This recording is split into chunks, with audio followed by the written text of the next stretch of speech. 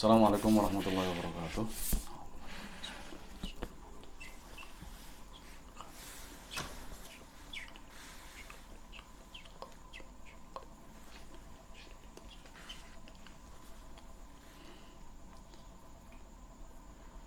Al-Fatihah. A'udzu minasyaitonir rajim. Bismillahirrahmanirrahim. Alhamdulillahirabbil alamin.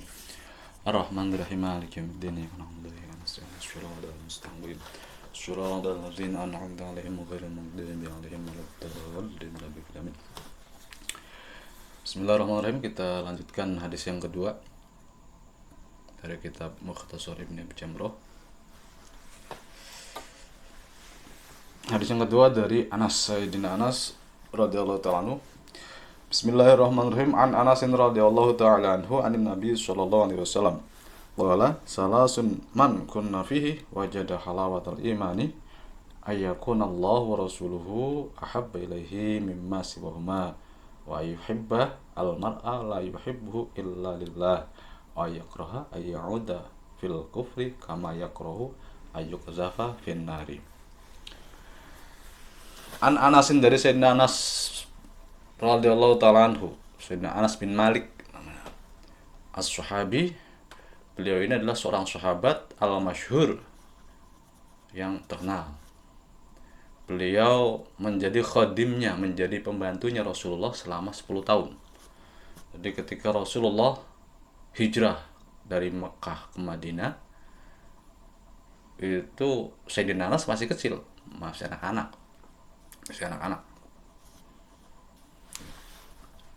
Beliau mengabdi atau khidmah sama Rasulullah selama 10 tahun. Nabi kan di Madinah itu lamanya 10 tahun. 10 tahun Nabi kan di Madinah, 13 tahun di Mekah.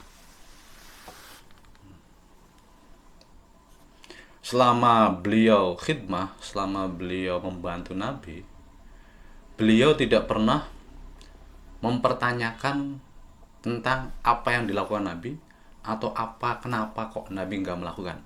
Jadi misalnya Nabi melakukan sesuatu, Sayyidina Anas nggak pernah nanya, ya Nabi, ya Rasulullah, kenapa engkau melakukan itu? Nggak pernah nanya. Atau Nabi kok nggak melakukan sesuatu padahal lagi kondisi begini misalnya, ya Sayyidina Anas nggak menanyakan Nabi, kenapa, ya Rasulullah, kenapa engkau tidak melakukan itu. Jadi selama berkhidmah dia benar-benar patuh, tidak pernah mempertanyakan saja enggak, apalagi membantah.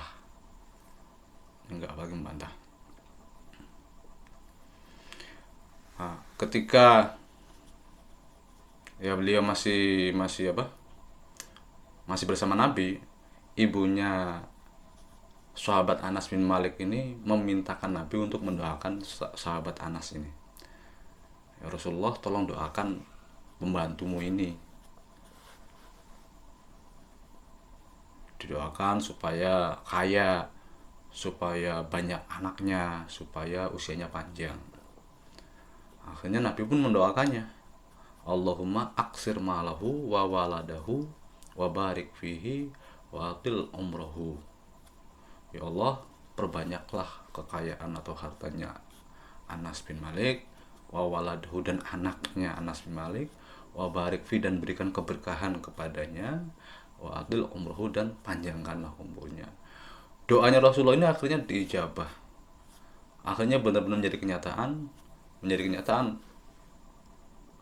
bahwasanya sahabat Anas saat itu menjadi sahabat orang Ansor yang paling kaya. Beliau punya kebun, beliau punya kurma yang setiap tahun itu dipanen 2 kali. Di kebunnya itu luas, dan dari kebunnya mengeluarkan aroma wangi yang seperti misik. Terus anaknya juga banyak, anak dan keturunannya bahkan sampai 100. Anak cucunya itu sampai 100, karena Sayyidina Anas diberi usia panjang juga. Karena setelah Nabi meninggal, Sayyidina Anas itu hidup 80 tahun lagi. Jadi kira-kira usia sahabat Anas itu 10 tahun, 90 tahunan. 10 tahunan, 90 tahunan. Sahabat Anas ini orang yang paling terakhir, sahabat yang paling terakhir di Basroh yang meninggal. Bukan sahabat keseluruhan, tapi sahabat yang meninggal terakhir di Basroh. Jadi kan setelah Nabi wafat, setelah kekhalifahan Sayyidina Abu Bakar, Umar, Utsman, Ali, itu kan sahabat mencar. Ada yang ke Basra, ada yang ke Kufah, ada yang ke Damaskus atau ke Syria, ada yang ke Mesir, ada yang ke Yaman. Yang di Basra diantaranya adalah sahabat Anas bin Malik. Nah, beliau sahabat Anas bin Malik ini adalah sahabat terakhir yang meninggal di Basra. Di Basra.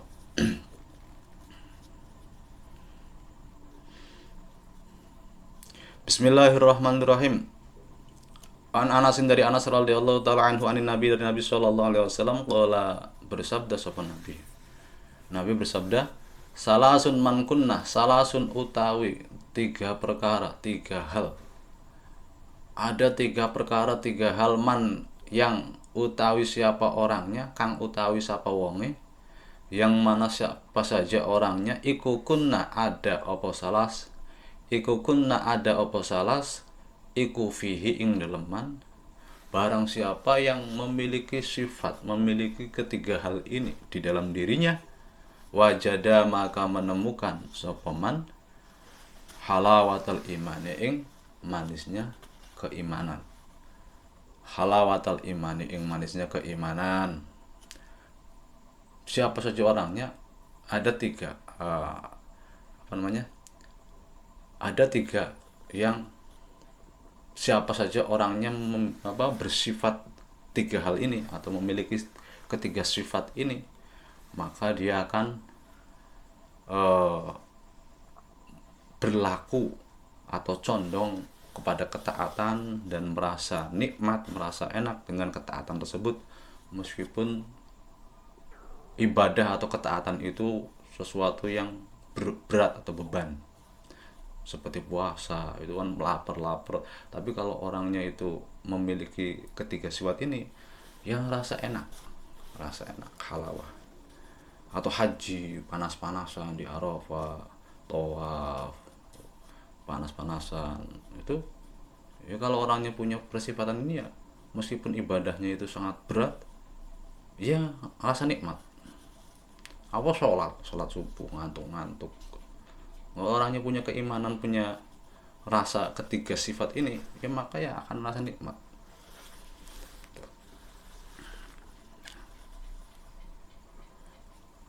Ketiga sifat itu apa? Rupane ayakuna. Yang pertama adalah ayakuna ada sapa Allah Gusti Allah, wa rasuluhu dan Rasulullah, Rasul Allah dan Rasulnya iku ahabba paling dicintai, ilaihi maring man mimma daripada sesuatu siwahuma yang selainnya Allah dan Rasulnya.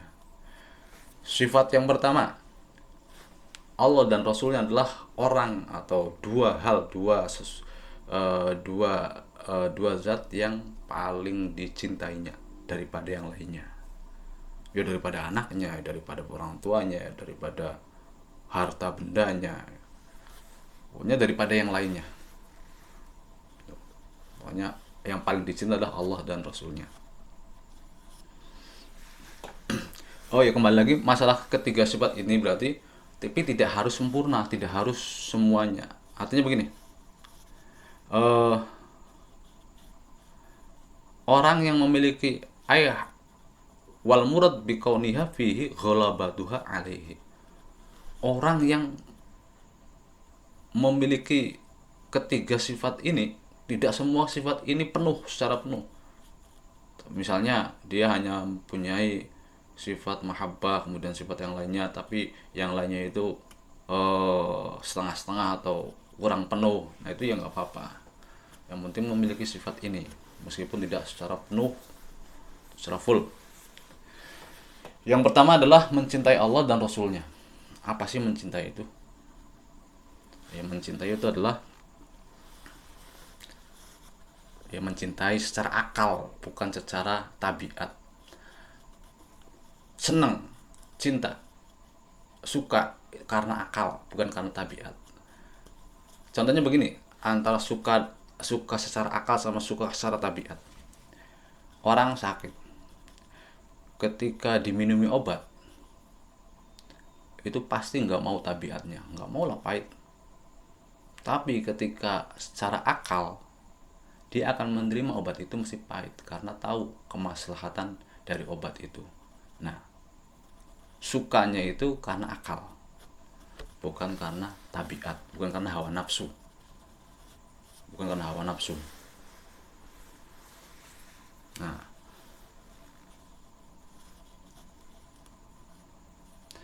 mencintai Allah itu ada dua. Ada yang fardu, yang wajib, dan ada yang an-nadbu, sunnah. Sama mencintai Rasulullah juga sama. Ada yang wajib dan ada yang sunnah. Mencintai Allah yang wajib itu yang apa? Yaitu al-mahabbah allati tab'atsu ala imtitsali awamirihi wal intiha an ma'asihi waridho bima yaqdiruhu. Mencintai Allah yang membangkitkan untuk mentaati segala perintah-perintahnya dan menjauhi apa yang dilarang oleh Allah serta ridho terhadap takdirnya. Ini yang wajib. Dia termasuk ya sholat, termasuk puasa, termasuk ibadah-ibadah yang wajib itu ya kita kerjakan. Berarti kita mencintai Allah. Kalau yang sunnah, ya berarti yang sunnah-sunnahnya. Ayyuwal diba ala nawafil, selalu berbuat kesunahan-kesunahan. Wa yajtanibu al-wuqu'a fi syubuhati, dan berusaha atau menghindari terjerumus dari hal-hal yang syubhat. Itu mencintai Allah secara nadbu, yang sunnah. Begitu pula dengan mencintai Rasulullah, ada dua, ada yang fardu wajib dan ada yang an-nadbu. Yang wajib biasa mematuhi perintah apa yang dikatakan Rasulullah dan menjauhi apa yang dilarang oleh Rasulullah, sama. Dan tambahin lagi ya dengan berakhlak dengan akhlaknya Rasulullah.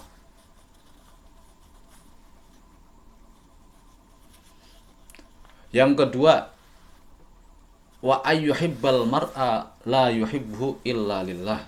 Wa ayyuhibba, dan mencintai sapa orang al mar'a ing seseorang, mencintainya seseorang pada orang lain, la yuhibbu, yang tidak mencintai sapa wong ing al mar'a, la yuhibbu, yang tidak mencintai sapa wong ing al mar'a illa lillahi, melainkan karena Allah. Mencintai karena Allah ini yang biasanya sering ya sudah booming, sudah tenar. Mencintai karena Allah, cinta karena Allah, benci karena Allah, itu nggak asing sekarang ini. Cuman apa sebenarnya mencintai karena Allah? Mencintai karena Allah adalah apa? Allah yazida bil birri wala yang kusu bil jafa. Hakikat cinta kepada Allah, cinta karena Allah itu adalah tidak bertambah rasa sukanya meskipun kita diberikan kebaikan. Misalnya ada seseorang, kita mencintai si A, senang sama si A karena akhlaknya atau karena kealimannya. Kemudian si A memberikan sesuatu kepada kita, akhirnya kita tambah cinta. Nah, bukan semacam itu. Jadi tidak bertambah rasa sukanya. Allah yazida bil birri, dengan kebaikan, wala yang kusu bil jafa, dan juga tidak berkurang rasa cintanya dengan sebab perbuatan yang buruk atau perlakuan yang buruk. Saya cinta pada si A, tapi kok si A selalu menyakiti saya, tetap saya cinta, misalnya.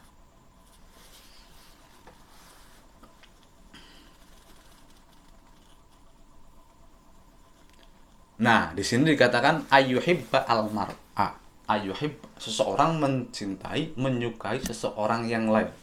Nah, ini memakainya lafaz al-mar'ah, tidak al-muslimah atau al-mukminah. Berarti juga memasukkan atau termasuk menyukai mencintai orang non muslim, atau dalam literatur eh, klasik ya orang kafir. Nah, kita mencintai, kita menyukai orang-orang non muslim itu juga kalau karena Allah ya nggak apa-apa. La yuhibbu illa lillah. Bagaimana caranya mencintai orang non muslim tapi karena Allah? Ia mencintai dengan melihat orang non muslim tersebut adalah sama-sama hambanya Allah, sama-sama manusia yang diciptakan oleh Allah, sama-sama yang dituntut untuk menyembah pada Allah. Nah, itu maksudnya mencintai orang kafir, menyukai orang kafir, orang non muslim karena Allah. Jadi bukan kita menyukai orang non muslim karena agamanya, enggak. Dia orang misalnya, maaf, orang agama A, agama itu A itu terkenal kebaikannya. Nah, kemudian kita simpati kepada si A karena agamanya. Nah, ini bukan dinamakan cinta karena Allah. Jadi cinta karena Allah itu kalau diterapkan pada ukhuwah itu ukhuwah basyariyah dan ukhuwah insaniyah, semacam itu. Jadi persaudaraan sesama manusia.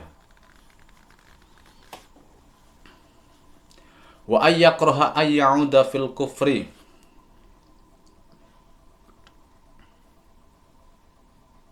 Karena kalau kita condong menyukai kepada orang non muslim karena agamanya, itu haram. Itu menunjukkan kita ridho terhadap keyakinan mereka.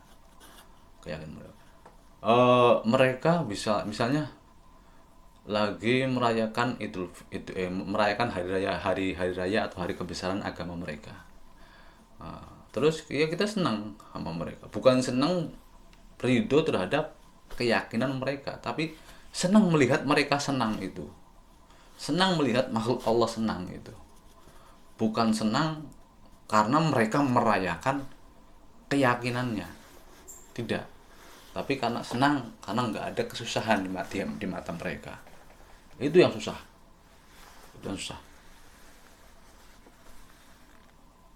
Membedakannya susah, mempraktekannya susah. Orang akan menganggap, wah, dia senang terhadap orang-orang yang sedang merayakan hari raya agama A. Berarti dia simpati terhadap agama A. Hukumnya haram, hukumnya kafir. Itu yang tidak bisa dibedakan. Karena iman, maksud, niat itu masalah hati. Itu susah.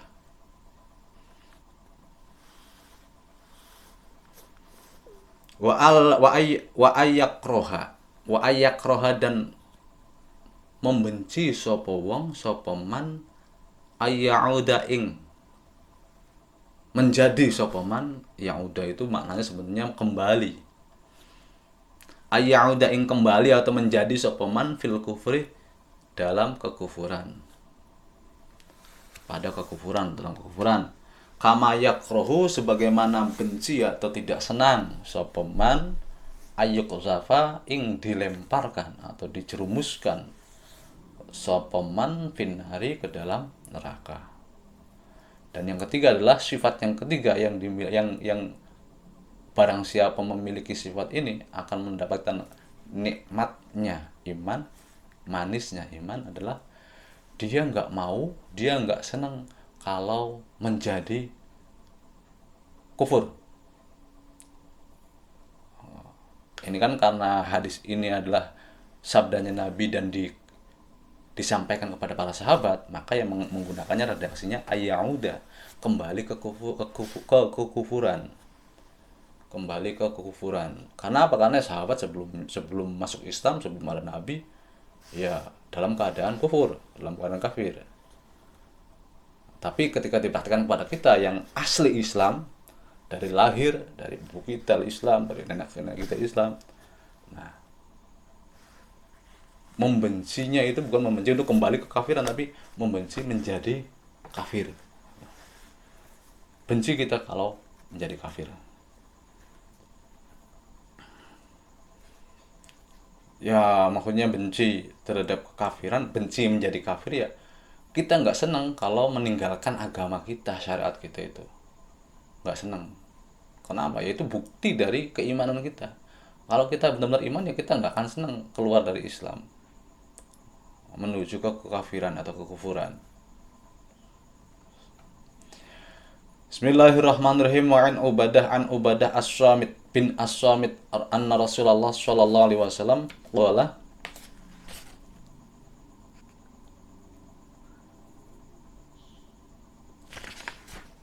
an Ubadah bin As-Samit, dari Ubadah bin As-Samit. Ubadah bin As-Samit, Ubadah bidhamil ain au al-Ansori al-Khazraji. Beliau adalah seorang sahabat Ansor dari suku Khazraj.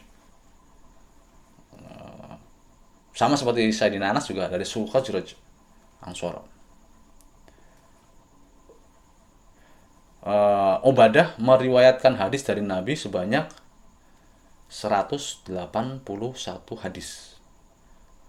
Beliau meriwayatkan sebanyak 181 hadis dari Nabi, dari Rasul. Allahumma sholli. Al-Fatihah. Na'udzubillahi minasyaitonir rajim. Bismillahirrahmanirrahim. Iyyaka na'budu wa iyyaka nasta'in. Shiratal mustaqim. Shiratal ladzina an'amta 'alaihim ghairil maghdubi 'alaihim waladdallin. Assalamualaikum warahmatullahi wabarakatuh.